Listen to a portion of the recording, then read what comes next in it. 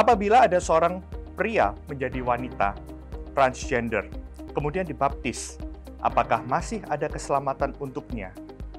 Sudah terlanjur operasi, apakah harus kembali kepada gender naturalnya atau tetap dapat menjadi transgender? Pertanyaan menarik ya. Tapi kita kembali lagi persepsi kita mengenai konsep keselamatan. Apa kata firman Tuhan? Efesus 2 ayat 8-9 mengatakan, sebab oleh kasih karunia kamu diselamatkan oleh iman. Itu bukan hasil usahamu, tapi pemberian Allah. Jangan ada orang yang memegahkan diri. Itu bukan hasil pekerjaan kita.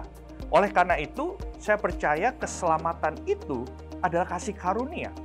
Tuhan Yesus sanggup mengampuni dosa kita, besar maupun kecil, masa lalu, saat ini, maupun dosa masa depan.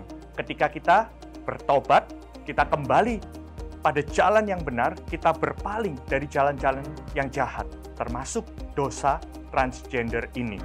Bayangkan, setiap dosa itu bisa diampuni oleh Tuhan. Namun, kita harus sadar juga bahwa setiap dosa memiliki konsekuensi dosa.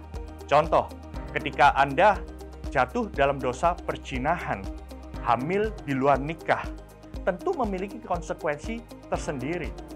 Transgender pun memiliki konsekuensi dosa tersendiri. Kita harus tahu sikap Tuhan Yesus. Yohanes 8, dia menunjukkan bahwa sikap kepada wanita yang berzina adalah go and sin no more. Pergilah dan jangan berbuat dosa lagi. Jadi apakah orang yang transgender ini harus kembali ke gender awalnya? Dalam konsep keselamatan, menurut saya tidak perlu. Contoh, misalkan Anda hamil di luar nikah sampai melahirkan anak. Apakah anak itu harus dikembalikan pada kandungannya? Tentu nggak bisa.